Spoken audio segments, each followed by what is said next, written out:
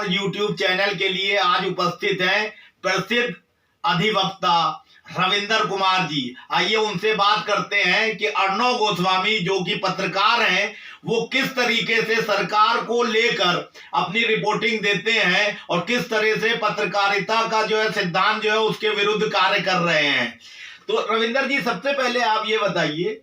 कि अर्णव गोस्वामी को इतने अधिकार सरकार की तरफ से मिल गए हैं क्या कि वो जो सीक्रेट चीजें होती हैं वो भी उनको इन एडवांस पता चल जाती हैं? इससे जो है देश की क्या स्थिति होगी? देखिए, जब भी कोई मंत्री शपथ लेता है तो पहली शपथ उसकी ये होती है कि वो पद और गोपनीयता की शपथ लेता है और वो कहता है कि जब भी मैं कोई काम करूंगा और जो भी कोई चीज़ मेरे को ज्ञान में आएगी मैं उसको अपनी सम्यक जानकारी के अनुसार किसी दूसरे आदमी को संसूचित नहीं करूंगा यदि यह मेरे काम के विरुद्ध जाती है। जी। तो पद और गोपनीयता की शपथ लेकर ही प्रधानमंत्री और केंद्रीय मंत्री जो है वो मंत्री बनते हैं। लेकिन अर्णव गोस्वामी की जो व्हाट्सएप चैट अब सामने आ रही है उससे पता चलता है कि उसे भारत सरकार के वो सारे सीक्रेट पता है और वो उनके बारे में अपने चैट में बार बार लिख रहा है कि जो कि देश की संप्रभुता और देश की सुरक्षा से जुड़े हुए हैं। तो इस तरह के पत्रकारों को समर्थन देना किसी भी सरकार के लिए कितना घातक हो सकता है, उस पर आप कुछ विचार व्यक्त करें। देखिए, ये एक बड़ा सनसनीखेज मामला है कि अर्णव गोस्वामी को वो बातें पता है जो देश के प्रधानमंत्री को, देश के रक्षा मंत्री को, देश के जो वायुसेना और थल सेना अध्यक्ष हैं और देश के जो बाकी दूसरे लोग हैं जिनको पता होनी चाहिए वो जानकारी अगर अर्णव गोस्वामी को पता है तो इसका मतलब यह है कि उसको इन 5 लोगों में से ही किसी ने सूचित किया है कि हम ये कार्रवाई करने जा रहे हैं। अब आप देखेंगे कि जिस तरह पुलवामा में अटैक हुआ और वो पार्थो दासगुप्ता जो कि सीईओ है बार्क का, उसको बता रहा है कि हमारी टीम जो है मौके पे 20 मिनट में पहुंच गई, जबकि जो सीआरपीएफ का जो कैरवान था 78 गाड़ियों का वो 3:30 बजे जम्मू से रवाना होता है और 3:58 पे उस पे हमला होता है और वहाँ पर जो है हमारे 40 जवान मारे जाते हैं। लेकिन अर्णव गोस्वामी की टीम वहाँ पर जो है घटना होने के 20 मिनट बाद भी पहुँच गई। इसका मतलब यह है कि जैसे कहीं आग लग जाए और हम फायर ब्रिगेड को कहें कि भाई तुम पहुंचो तो उन्हें पहुंचने में 1 घंटा लगेगा, लेकिन अर्णव गोस्वामी को पहले से ही सूचना कैसे थी कि ऐसा कोई हमला होने वाला है और इस तरह से हमला होगा और उसकी टीम वहां पर मौजूद होगी और वो कहता है कि हमने पूरे देश पे। तो इसका मतलब ये है कि किसान आंदोलन जो चल रहा है उसका क्या निर्णय होना है उसके बारे में भी अर्णव गोस्वामी को पता होगा। हो सकता है वही गाइडलाइन दे रहा हो गवर्नमेंट को कि आपको इस आंदोलन को कैसे बदनाम करना है, क्योंकि हम देख रहे हैं कि हिंदुस्तान के जितने भी बड़े चैनल हैं, चाहे वो आज तक हो या वो रिपब्लिक भारत हो या आप जी टीवी देखेंगे या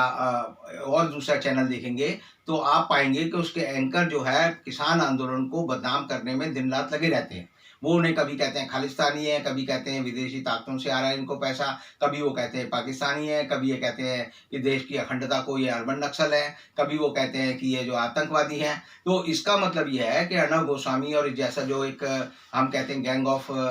जर्नलिस्ट, उनका जो है पूरी सरकार को एक तरह से प्रोटेक्शन है और वो सरकार को उल्टा हेडलाइन मैनेजमेंट के बारे में जानकारी दे रहे हैं और इसीलिए किसान आंदोलन को बदनाम। अच्छा, कार्यपालिका, न्यायपालिका और व्यवस्थापिका के ऊपर नजर रखने का काम पत्रकारों का और पत्रकारिता का होता है, लेकिन इस वक्त देश में ऐसा क्यों हो रहा है और इसको कैसे रोका जा सकता है? देखिए, अर्णव गोस्वामी की जो बात हो रही है पार्थो दास से, वो कह रहा है कि दिल्ली उच्च न्यायालय में जो हमारा केस चल रहा है उसमें हमारा जो वकील है संदीप सेठी, वो जो है ढंग से हमारी पैरवी नहीं कर पा रहा, तो क्या करें? तो पार्थो दास कहता है कि जज को खरीद लो। तो इसका मतलब है कि हिंदुस्तान में जज को खरीदने के बारे में अगर कोई लोग सोच सकते हैं और ये बात कह सकते हैं कि जज को खरीद दो, तो इसका मतलब यह है कि पत्रकारों और जो ताकतवर लोग हैं वो ये मानते हैं कि हिंदुस्तान के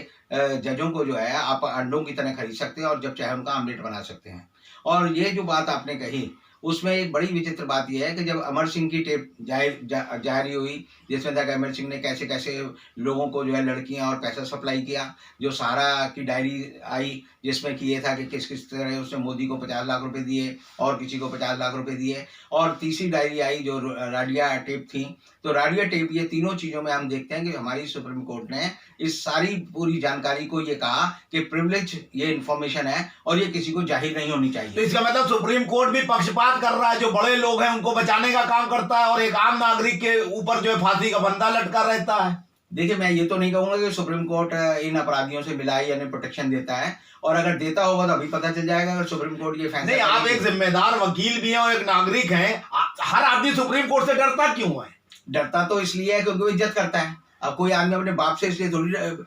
डरता है कि वो बाप उसका ताकत नहीं, इज्जत करने का मतलब जहां देश की आन बान शान जो है एकदम मिट्टी में मिलने की स्थिति में आ जाए तो वहां सुप्रीम कोर्ट के विरुद्ध भी नहीं बोल सकता।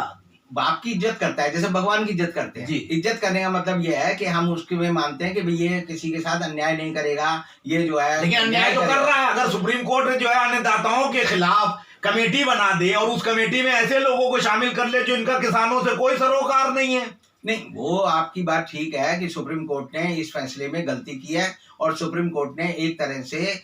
मोदी सरकार को अपना कंधा दिया है कि तुम हमारे कंधे पर रखकर जो है किसानों पे गोली चलाओ, और हमारा कंधा तुम्हारी प्रोटेक्शन करेगा, ताकि किसान अगर तुम्हारे पर गोली चलाए तो वो तुम्हें ऐसे नहीं लगेगी, क्योंकि सुप्रीम कोर्ट शिखंडी की तरह जो है उसके आगे खड़ा है। अच्छा, एक सवाल व्यक्तिगत, आप जो है लोकदल के जो है दिल्ली प्रदेश के अध्यक्ष भी रहे। आजकल के राजनेता जो है धरने प्रदर्शन उतनी मुस्तैदी से नहीं कर पाते हैं जैसे आपने अपने टाइम में किया। हर मुद्दे को, जनहित के मामलों को आपने उठाया, लेकिन आजकल के जो है नेता जो है उतने सक्रिय नहीं दिखाई देते हैं जन मुद्दों को लेकर। इस पर आप क्या कहना चाहेंगे? देखिए, हम तो हमारे जमाने में तो ये था कि हम हर हफ्ते 2 डेमोन्स्ट्रेशन करते थे, और वो हर अखबार की सुर्खी बनती थी, और उसमें जनहित की बात ये होती थी कि जो बात कोई नहीं कहता था वो हम कहते थे, और उसके बाद जो है बड़ी बड़ी पार्टियां जो है हमारे मुद्दों को जो है फॉलो करती थी। यानी बीजेपी का जो मंडल है, ये हमने एक डेमोन्स्ट्रेशन किया था 27 लोगों का मंडल कमीशन के खिलाफ, जिसमें हमने कहा था कि सरकार के हाथ मंडल है, हमारे हाथ कमंडल है। तो वहां से मंडल और कमंडल की जो एक लाइन है या नारा जो है वो अडवाणी जी ने पकड़ा, और तब उन्होंने रथ यात्रा निकाली थी। लेकिन हमारा ये मानना है कि आज के जो नेता हैं वो समझते हैं कि जनहित की बात करना या सड़क पर आंदोलन करने से कोई फायदा नहीं होगा, क्योंकि जो टिकट बंटते हैं उसके बंटने के पैमाने बदल गए हैं। पहले होता था भाई कौन नोन है, कौन सक्रिय है, कौन काम करता है। अब तो ऐसे नेता आपको मिलेंगे जो जीवन भर भाषण नहीं दे सकते, किसी चीज के बारे में कोई राय नहीं दे सकते। आप देखिए, देश में इस समय जो है 800 के करीब सांसद हैं, 542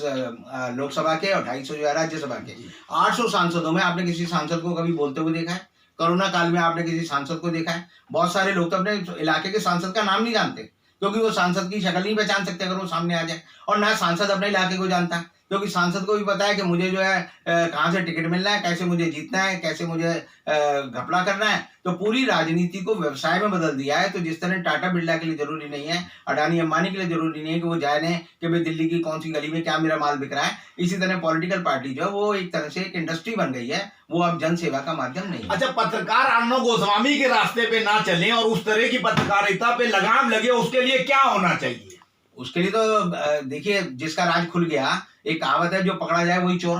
अगर कोई आदमी रोज चोरी करता है और आप उसे नहीं पकड़ पाते तो वो चोर नहीं है, लेकिन चाहे उसे जीवन में पहली बार चोरी की हो या ना की हो, लेकिन अगर वो पकड़ा गया तो चोर कहलाएगा। अब अर्णव गोस्वामी को अगर आप सजा देते हैं, अर्णव गोस्वामी की जो व्हाट्सएप चाप है उसमें जो उसने अपराध किए हैं, अगर उसको सजा देती है अदालत, अगर उसको जो है जेल की सजा मिलती है, तो बाकी पत्रकारों को लगेगा कि अगर हम गलत काम करेंगे तो हमारा भी यही असर होगा। मेरा ये कहना है कि अंजना ओम कश्यप की चाहे आप चैट ले लें, या रूबी क्या लियाकत की ले लें, या सुधीर चौधरी की ले लें, या रजत शर्मा की ले लें, अगर आप इनकी चैट को ही अगर पकड़कर अगर आप इनके बारे में पर्दाफाश करेंगे तो पता चलेगा ये भी जो है अर्णव गोस्वामी इतनी गंदगी में फंसे हुए हैं। क्योंकि जब अर्णव गोस्वामी कहता है कि नोविका कुमार जो है कचरा है, जब वो कहता है कि रजत शर्मा जो है बिल्कुल खत्म हो गया है, जब वो कहता है प्रकाश जावड़ेकर जो है बिल्कुल यूजलेस आदमी है, बेकार है, फेंकने लायक है, तो और वो स्मृति ईरानी के बारे में कहता है मेरी उससे बड़ी क्लोज रिलेशनशिप है, तो इन सब बातों से पता चलता है कि ये लोग चुप हैं, कोई इसमें प्रतिक्रिया नहीं दे रहा। तो इसका मतलब यह हम में सारे के सारे नंगे हैं, और ये सारे नंगे लोग जो है जब तक नंगे नहीं जनता की निगाह में होंगे